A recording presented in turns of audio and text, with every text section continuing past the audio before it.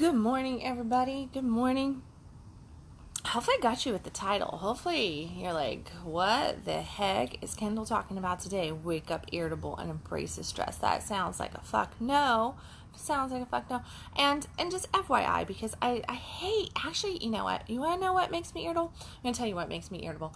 What makes me irritable is when I share an intimacy on video or in an article, and then I get a massive amount of assurance that I'm going to make it through from everybody. I appreciate everybody's comments and concerns and everything, but trust me, be assured that when I share an intimacy publicly, that I have pretty much moved through it, and I am just sharing the lesson of my experience or what my noticing, my witnessing is.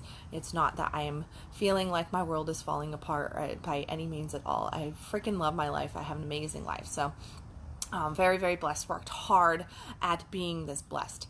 So this morning, on that note, now you guys can all go, oh, you're going to be okay, Kendall. It's going to be fine. You know, I'm sorry that you're having a bad day. No, I'm not having a bad day. This could have started out, you know, in such a way, because actually this morning started out really, really nice. It was a nice start to my day, very connective, very romantic, sensual. Yes, I had some pretty decent sex this morning. And you know, that normally that should just start your day in a really good way, right? And then, you know, children happened and banging on doors and yelling and screaming from 4 and 6 year olds, and sibling battles and all those beautiful things of motherhood. And then just the compilement of stress that tended to want to creep in. And so I was thinking about it because yesterday I was working with a beautiful client of mine who is a mother of 3. She has 2 grown children and 1 school-age child, elementary school-age child who's 5-6 years old. So she has the craziness of this massive age gap, which I can understand because I have many children that are grown and with families of their own, and then I have children that are still in home and everything, and that are school-age, the kindergartners and preschoolers and high schoolers and all that good stuff. So I've got all age gaps covered at this point. But this, you know, as my 6-year-old was just wailing at the top of his lungs this morning and doing the sulky 6 thing of not getting his way because he was goofing around and then just didn't like having the goofing coming back towards him. You know, what's good for him to do is not always good for him to receive. I was thinking about my beautiful client's story yesterday and looking into her beautiful face and just looking at her going, oh, I am just so drained, so wiped out with this thing called motherhood, with this thing called life. And my recommendation to her was to go find some me time, you know, go make the time for self, which is always my recommendation to us moms, especially because we stink at me time. We tend to go, where am I going to get that? How am I supposed to take away from all these other people that need my attention, my care in life? And we just, you know, we really run on the childhood teaching of put everybody else's needs in front of your own. And that is exactly what I was seeing with my client happen. And then this morning, you know, just the kids banging and crying and getting upset about stuff and in the bickering and the fighting. And I just felt myself getting caught and drawn into this, you know, like there goes the morning. What was a good mood is shifting. It's shifting. It's shifting because of the irritations that are rubbing wrong. And as I sat there thinking about that, I was drinking my coffee and he was just throwing this fit and everything. And then I had this yesterday, one of my boys, they were watching some YouTube show and they were doing, you know, talking about just that lesson about like, it's nice to a nice person puts other people's needs in front of their own. You should always do for others first before self. And when I heard that and playing in the back, you know, of everything yesterday, I was like, bullshit, like that's bullshit. Should we care for others? Should we make sure that, you know, that we're being respectful and nice? But the reality is that we cannot always put somebody else's needs in front of our own, because what it does is it builds up bitterness, it builds up resentment, it causes this low-level irritation and frustration that does build to something so much more that will, over the course of time, cause massive issues in the relationship, no matter what the relationship is.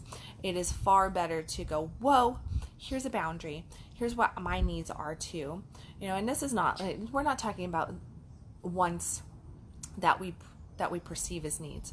I'm talking about needs here. So in other words, like referring to my lovely client yesterday, me telling her, you really need to just take, an hour or two a couple times a week and have some you time. Like, go to that yoga class, go to the kickboxing class, take an art class, take a walk, go and find time to just sit and do nothing, or just to, just have whatever time.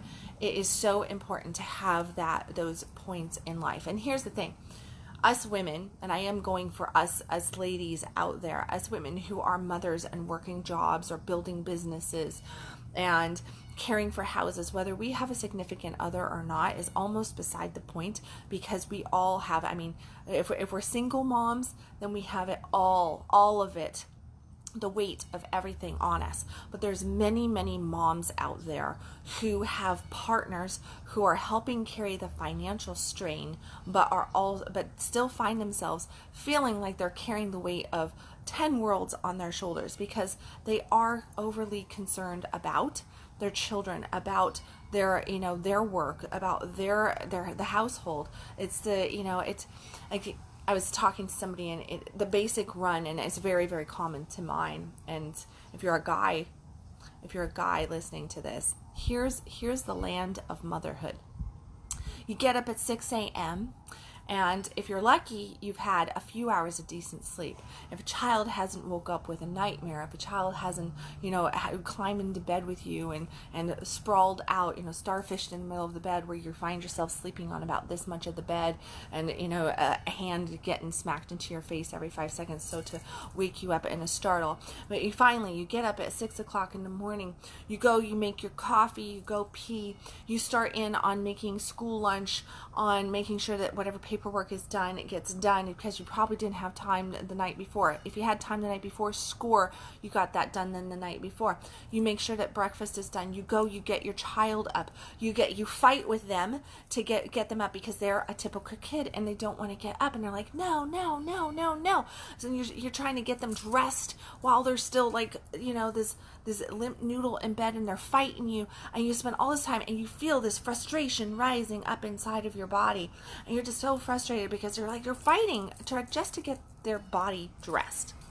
So you get them dressed, you get them into the bathroom, you might get them fed, you get their teeth brushed, you get their hair brushed, you make sure they go to the restroom, you make sure their backpack has what it is supposed to have in it, that they got their lunch, that they got whatever they need.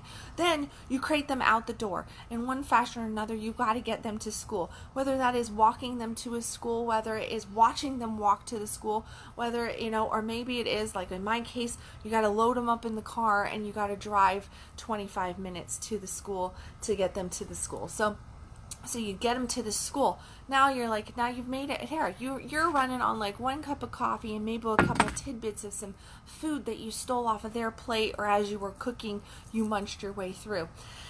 Then you end up, you're like, okay, now I've got, maybe in the process, if you have a lap of luxury life, what you do is you then get to come back and you get to deal with yourself. If you don't, and you're dropping your child off at school before you go to work, you've also, in the mix of trying to get your kid ready and all this other stuff done, you have also gotten yourself ready in that process. So you've gotten your shower and you've gotten dressed, you've done all of this different stuff. You probably didn't have time to shave your legs though. Probably didn't really have time to make yourself, feel as good as what you possibly could. You grab some clothes, you put them on, and you get out that door and you get kid to school, you get yourself to work, and then you're at work. And now you would think, oh, this should be like, you should be able to like let go things go just a little bit, like because you're hustle bustle, you're dealing with traffic, you're dealing with all this stuff. No, you get to work, and then it's always the constants and at work. So it's like, gotta do this, gotta do this, gotta do this, gotta, and you're like, okay, maybe I'll take that lunch break. But then you just somehow, the lunch escapes you. And maybe you just like slams a bar or some fruit into your mouth the best you can. And you just keep going. You keep plugging along. And then you get back in the car at a certain period and you drive your butt back to the school. You pick your child up. You get into the carpool lane because it's this massive freaking lane, and you sit there, and now you're just like, you're Facebooking, or you're listening to some music, and you're like, oh, but you still feel this frustration because you know that as soon as you're through the carpool lane and you got your kid back in the car with you, it's back to boom, boom, boom, boom, boom. So you have this moment, and maybe you're doing emails in that time frame. Maybe you're trying to catch up on the stuff that you didn't have time to do at work. So now you're doing it from your phone, while you're sitting in a carpool lane. You get your kid instantly goes, I'm hungry. What's for dinner? What are we doing? Blah, blah, blah, blah, blah, blah, blah. You deal with your child just a little bit. You get home, and then you walk into your house.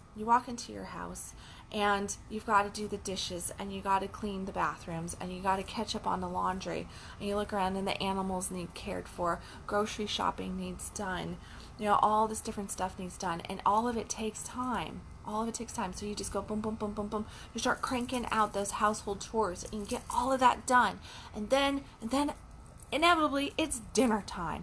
So then you're like, oh.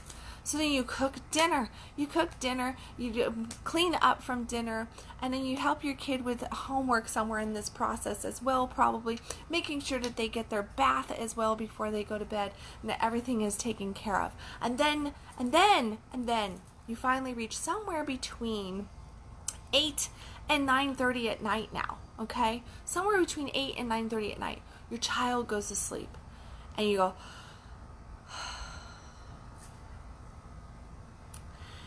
and now in this time frame, this is the time frame that you've allotted for self. This is the time frame that you're like, okay, now I can do something for me. Now I can, all those things, all those dreams, all those desires. You're like, yeah, now I can go into creation mode. Now I can create that. Maybe I can do this. Maybe. Probably not, because you're freaking exhausted. You're so drained. You're so exhausted because you haven't been sleeping really well. You never took care of yourself throughout the day. You didn't get hydrated throughout the day. You didn't eat right throughout the day. You didn't have time to exercise, to even do the walk or the 30 minutes of yoga. You've been boom, boom, boom, boom, boom, taking care of everybody else all day long. And here you are, finally. The house is quiet, finally.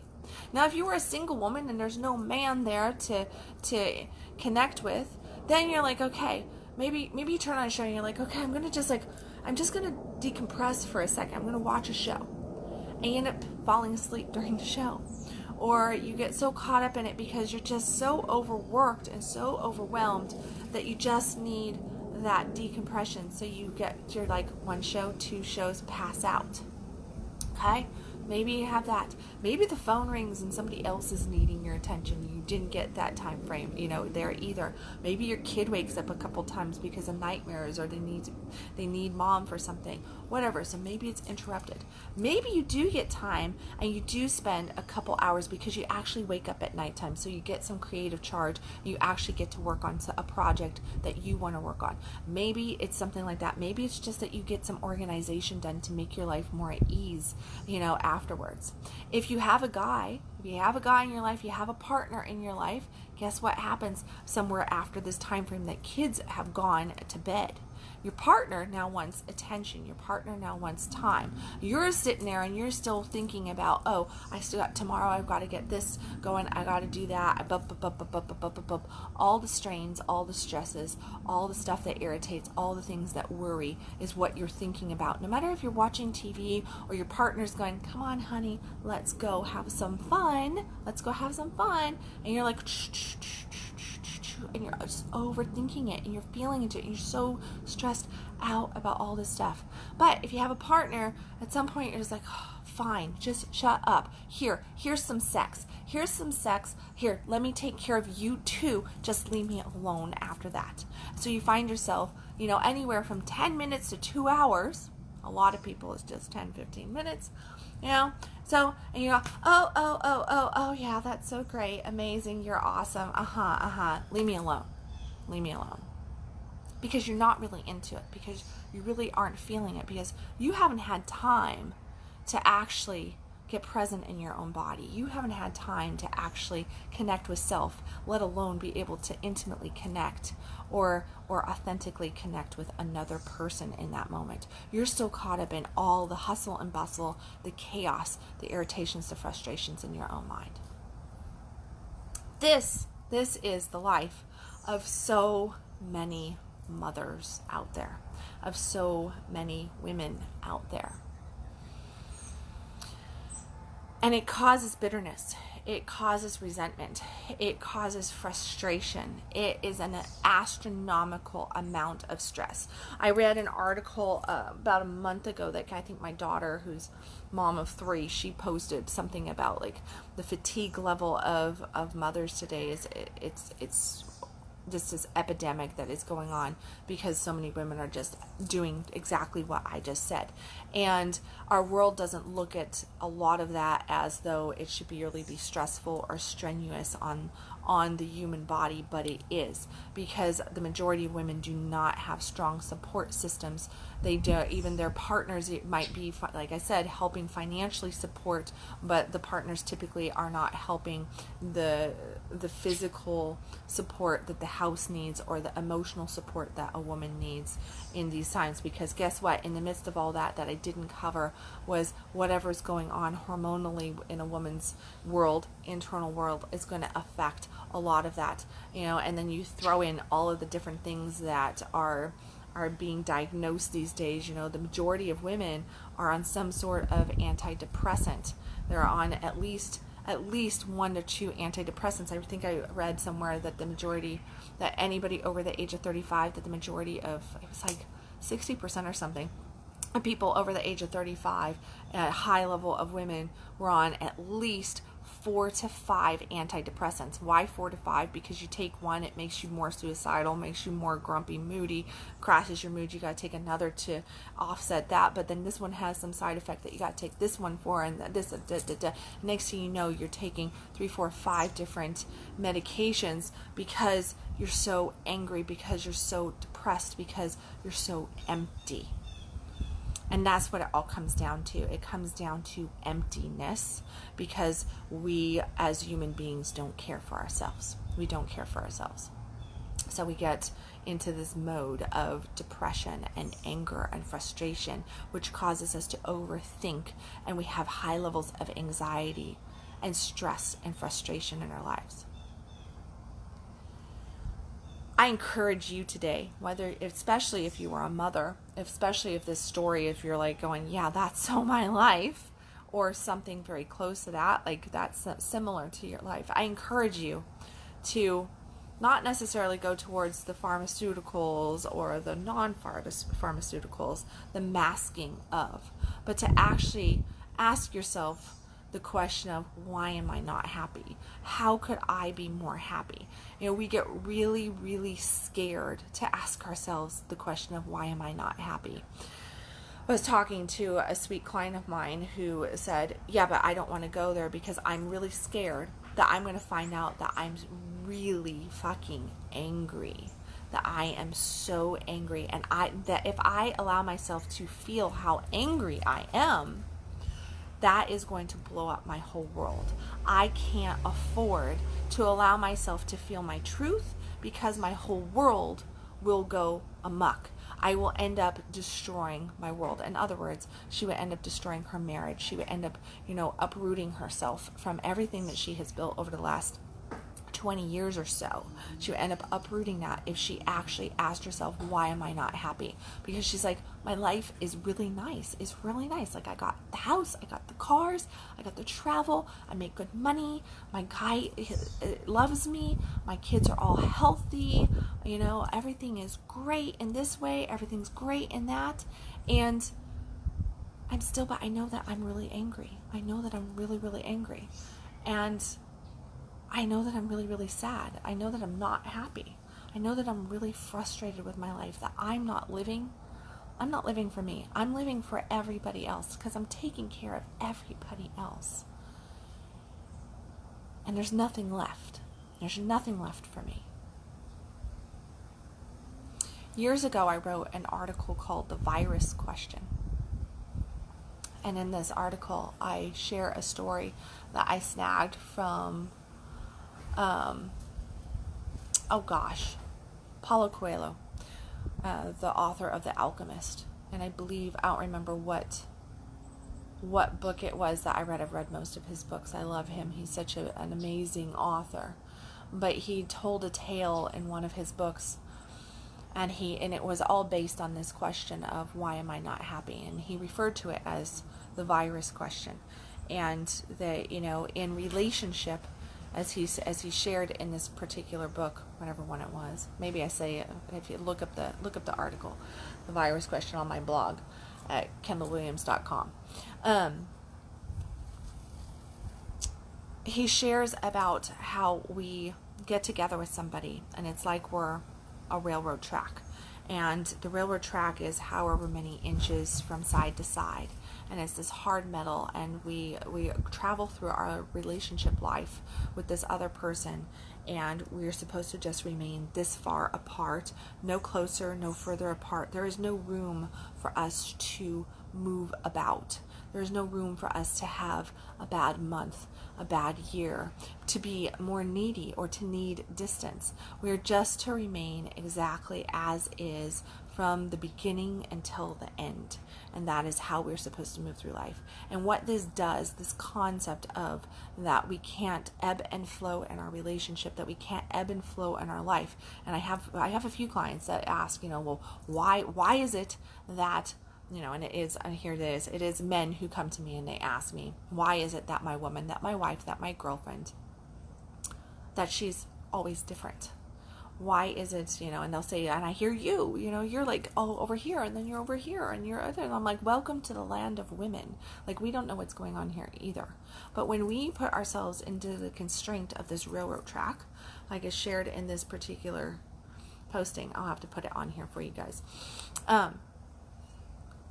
When we try to keep ourselves in this constraint, what ends up happening is we sabotage ourselves, we drain ourselves, we empty ourselves, because we leave no room for movement, no room for our humanness, no room for life to actually happen, and we try to maintain. And then we never stop and ask, because it is one of the scariest questions, because when we stop and ask, like my client said, I don't want to go there. We've discussed this. I don't want to go there, because if I go there, I'm going to find out that I'm not happy. I'm going to find out that I am rageful. I'm going to find out that I am bitter. I'm going to find out that I am really freaking not happy in my life. I'm going to find out that I'm not happy in my life. I'm going to find out that I'm not happy with the man that I'm with. I'm going to find out that I'm not happy with my job. I'm going to find out that I'm not happy right here, because I'm so freaking drained, because there's no room, there's no support for me to be me. There's no space for that. I am expected to maintain this right here, from here until the end.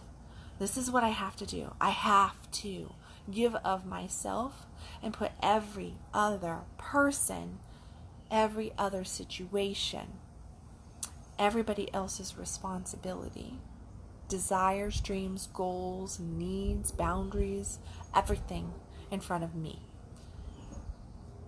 This is what the majority of women, somewhere deep inside, believe. And they believe that if they were to go there, they would discover that what they want, what they need, is too much. It's too much to ask for. It's too much for their partners to handle. It's too much for their families, their friends to handle. It's too much for this world to handle. And in the same statement, you'll hear a woman say, I'm not good enough. I'm not worthy. I don't deserve that. I don't do enough. I'm not enough. But what I want, it's too much. It's wrong of me to even think about it. So I'm not going to think about it. Instead, I'm going to keep myself massively busy, massively caught up in the chaos and the drama and the this and the that. And it's all going to eat away. It's just going to eat away at my soul, at my core, at my heart, at my very being. And I'm going to just kind of get washed up to shore one day. And I'll just be that. And I'm going to mask until that happens. I'm going to just cover it up with alcohol and pharmaceuticals and maybe non-pharmaceuticals, maybe eating too much, maybe working too much. And I'm going to hold it all in. And I'm going to be a strong fucking woman, because that's what today's world requires, a strong woman. We're not going to go and be these crybabies. I'm not looking for a knight in shining armor. I'm not looking for somebody. I'm a strong-ass woman. I don't need somebody to come in here and rescue me. I don't need somebody else's help. That's what we tell ourselves.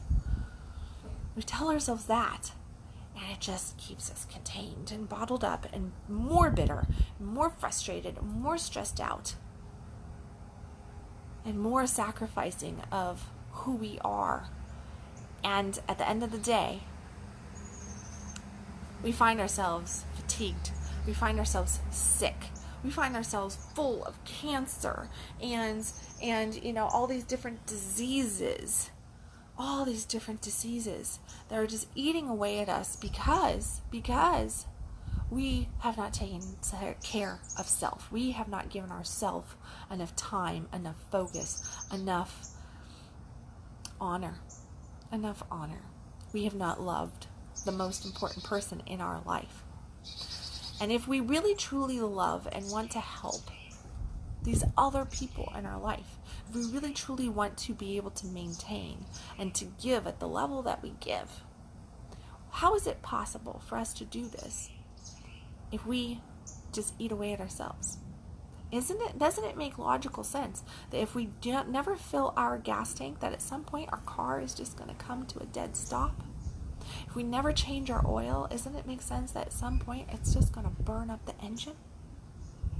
Doesn't it make sense that if we never get the shocks adjusted, we never get the alignment right in our car, we never take the time, we never do the tune-up, we never get the checkup, that it's just going to drive so far? We can get a hell of a lot of miles out of it, but it's going to start rattling, it's going to start making noise, and every now and then we're going to get a flat tire. We're going to just be at boop, or we're going to be down. Now we can patch that tire, which is what the majority of people do. We patch it.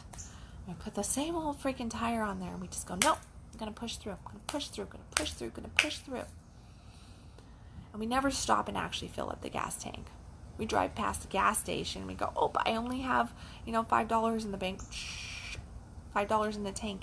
Let's get to that next point. Let's just get to that next spot. I'm just going to put my head down. I'm just going to make it to that next spot. That's what I'm going to do.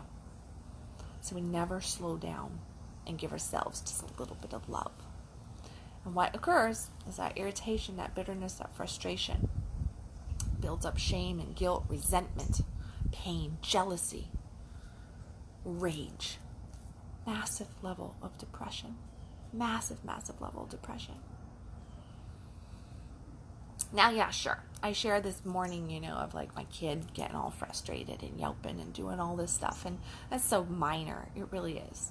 It really is. But over the course of the last few days, I've talked to a few women and even a couple guys in these situations where they are in charge of kids and family and everything. And it all comes back. It all comes back to self-care. It all comes back to taking the time to actually love self, to actually create space for self, and to learn how to not feel so bad about asking for what you need, and for creating healthy boundaries with our friends, with our family, with our partners, with our work, with ourselves, to create those healthy boundaries. and create space for the most important person for you. So yeah, question is, why am I not happy? Like, really tap into why is it that you're not really happy? And you're going to find that the first thing that you're going to tap into is fear. You're going to go, I'm happy. Everything's great. I'm happy. I'm going to call bullshit on 80% of you. I'm going to call bullshit. Because that's just the initial response of not wanting to feel. And if you allow yourself to sit with the, why am I not happy? And allow yourself to hear the bullshit response of, I'm good, I'm fine, everything's great, my life is amazing, I'm so blessed, I'm so this, da, da, da, da, da, da. And you actually allow yourself to feel what rises up right here and what rises up right behind your eyes, and that feeling of shit. I'm not happy. And if you go there and then you go, why? Really, truly, why am I not happy? It's not going to be about finances. It's not going to be that you're not having enough sex. It's not going to be that you're married or single. It's not going to be anything about your house. It's not going to be anything about your car. It probably isn't about your work or your kids. And even if you have health challenges, it's probably not about your health. It's something deeper, something far more important. I want you to find it. I want you to find it underneath all that stuff. Because the reason why so many people are not happy all comes back to just one thing. If you take on this challenge and you go there, if you don't want to post it publicly, that's fine. Totally, fully understand. Feel free, though, to message me, to share with me what rises up from the depths of your soul. What is that message? What came up from you just tapping into your core, to your soul, and asking yourself this very revealing question? Because if you can't ask yourself this question and really feel into your pain center, if you can't go there, realize that you're never going to be able to truly succeed the way you want to succeed in life. You're never going to be able to really have the connection, the intimacy, the depth of relationship that you want to have with another human being or with self. You're never going to tap into the spiritual realms, no matter what your spiritual beliefs are. You're never going to be able to access that understanding, that peace, that grace, that beauty. You're never going to be able to truly embrace love or to truly give love at the depths that you possibly can. You're never going to be able to create the financial abundance that you really want to create for self and for others. You're never going to be able to really truly impact the world the way you probably want to. That mission, that message that you feel rising up inside of you, it's never going to come about if you can't ask yourself this question and actually sit in the very uncomfortable feeling of not being happy and digging down underneath it, asking yourself, why? Every time you ask yourself why, you go just a little layer deeper. That is that pick, and it is just digging away at it, and it's gonna hurt, and it's gonna be scary, and you're gonna be scared, much like my client said to me yesterday. I don't want to go there, Kendal. I don't want to go there because I have this feeling, I have this gut feeling that if I go there, I'm going to find out that I'm really rageful, and then it's going to make me make changes. It's going to make me make changes that scare me. This question's not for the average and ordinary of heart. This question's definitely not for those chicken shits out there who really just give, like lip service to change and growth and evolution and wanting to really get in alignment. Yeah, if you're just giving it all lip service, don't ask yourself a question. But if you are a strong heart and soul person, if you really truly want everything that you claim that you want, if you want that fuck yes life, then you have to ask yourself this question, and you have to feel into it. You have to go digging. You have to discover the answer, because this answer is a game changer. It is going to level you the fuck up. And feel free to share that with me in private message, email, text, publicly. I don't care. however you want. I'm here to help guide you, of course. And with that, I encourage you to stop existing, start living, enjoy this beautiful weekend, enjoy this beautiful Saturday, wherever you might be. Connect with those that you love. Let your light be seen. You are worthy of love, of abundance, of success, of happiness. You are worthy of happiness, and you are lovable. I love you guys. I will catch you tomorrow with another Conscious Coffee. As always, you can follow me at www.kendalwilliams.com.